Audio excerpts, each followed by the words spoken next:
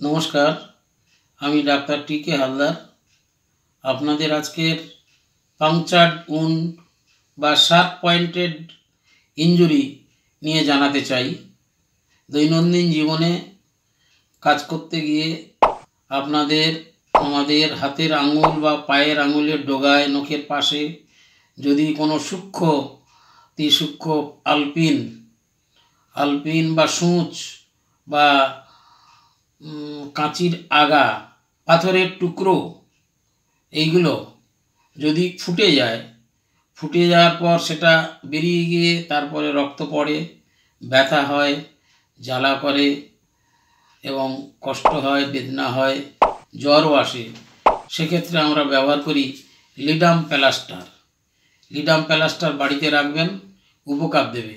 এই প্রসঙ্গে আপনারা আরেকটি জেনে রাখুন, পুরনো কোনো মোচকানো ব্যথা, বিশেষ করে অ্যাঙ্কেল জয়েন্টে মোচকানো ব্যথা অর্থাৎ স্প্রেনিং যদি হয়, সেই পুরনো ব্যথায় ওখানে যদি ঠান্ডা অনুভব হয়, রোগী এসে বলে এই জায়গাটা আমার ঠান্ডা লাগছে, এবং ঠান্ডা জল দিলে যদি আরাম বোধ করে, তাহলে সেক্ষেত্রে একমাত্র এবং অব্যর্থ ঔষধ হলো লিডাম প্লাস্টার।